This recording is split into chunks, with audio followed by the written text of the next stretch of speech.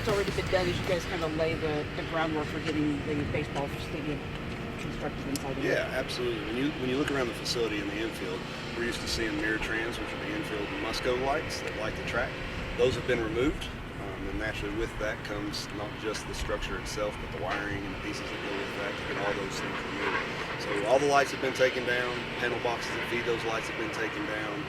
The actual building, as we see behind us, has started the demolition piece, so all the bar joists have been removed, the roofing's been removed, a lot of soft demo. So with taking half of a building out, naturally you can't just go in and just start tearing things out. You have to get all the electrical unhooked, all the HVAC unhooked, all the plumbing unhooked, and make that safed up so you can keep half of the building and utilize that half of the building. So that's what you've seen so far.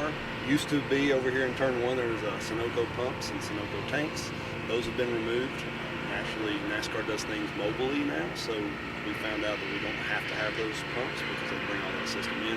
It opens us up for not just the baseball game, but a lot of stuff in the future to be able to utilize that space. So that was a bonus to us whenever we found out we were running the baseball game, that we could also get rid of the Sunoco pumps. The Sunoco signs that were in place, naturally it wouldn't be good to have a Sunoco sign right in the middle of center field whenever we're playing a game, so those Sunoco signs have been taken down.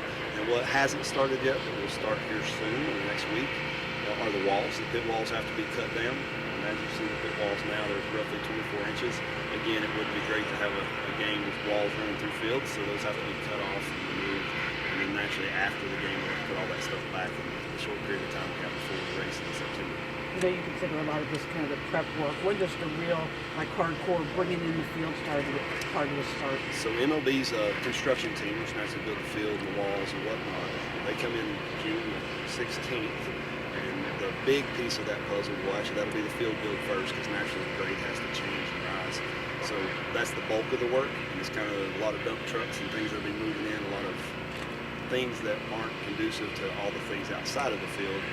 That piece of it will start June 23rd when they really start rolling in and start building walls and whatnot. What's the estimated time for getting the field done and then doing the accessory pieces around that? So it's kind of in concert, and they've done a great job in the last year and a half during the planning to work through the construction schedule. They've got a great team as well that's really, they do this a lot. This isn't the first time they've done it. Naturally, it's the first time in a racetrack, not the first time they're doing special events. They'll work in concert and everything. They've basically got a 30-day window that they have to get everything installed. So once the field's in place, the stone's in place, naturally that opens up the team to come in and start laying the turf and get the field itself prepped with the walls and whatnot. And then the clubhouses and all those pieces that will happen behind that will be in coordination with, right? So you try to get the bulk and all the equipment that's going to be moving first. So the first couple of weeks is really the push for that. And once those first 2 weeks are done, they roll into the rest of the pieces. How tight is your schedule, and how many days do you have for rain? You know. So we know the schedule. The schedule doesn't move. So from June the 16th, we've got to be done on July 31st, right? That's kind of the window that has to happen. So we just work within that. If rain happens, we find ways to work when it's not raining. So you don't build a float time in there, but the schedule's really tight. It's, every hour is accounted for. All things are taken into account, knowing that there will be some float times and whatnot. There's areas you should work when it's raining. But again, MLB's got a great team. They've really brought in a group that we've been in coordination with for literally the last year, meetings and going through the schedules and working with all the teams that are involved and all the different contractors that are involved with that. Is there any chance of opening up the field after it's been built, maybe for like a high school team or something like that, or once it's done, it's done? And That'd be a great question for Jerry. Okay. I guess, Steve, what's been the most challenging thing that you guys have run across, or maybe something that surprised you guys a little bit? You know, we really haven't had any surprises. Like I said, the MLB team's really done a great job on the front end of pre-planning the event and really including our groups and our teams to come in and have those meetings.